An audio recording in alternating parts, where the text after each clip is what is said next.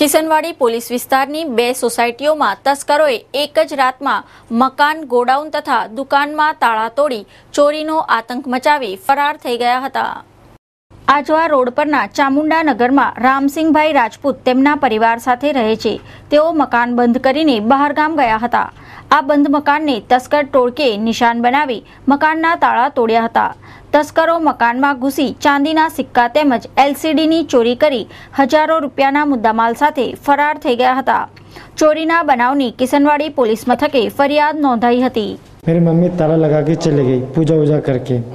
फिर सवारे 7 वागे पेली बहनों कीधु कि आ दरवाजो बायणुं खुल्लुं छे तो पछी अमारा घर पेली बाजूवाड़ी बहन के लिए दरवाजो ताळो तूटेलुं छे पछी भागादौड़ थई। मैं 9 वागे उठ्यो। मारी मम्मी 8 वागे उठीने आवीने जोयुं ने घरमां जोयुं आजूबाजू આગળ પાછળ જોયું બધું જ અંદરની અલમારી તૂટેલી અને લોક બી તૂટેલો છે એમનો ને એમના અંદર ચાંદીના જૂના સિક્કા હતા। લગભગ 200-250 ગ્રામના ચાંદીના સિક્કા હતા અને તે 14,000 રૂપિયા જેવા હતા। એમાં જૂના નોટ હતા અને ટીવી LCD હતી 42 ઇંચની કાઢીને એ લઈ ગયા અને બધું ઘરને પેલું કવાડ સવાડ બધું અલમારી બધું તોડી ગયા એ લોકો।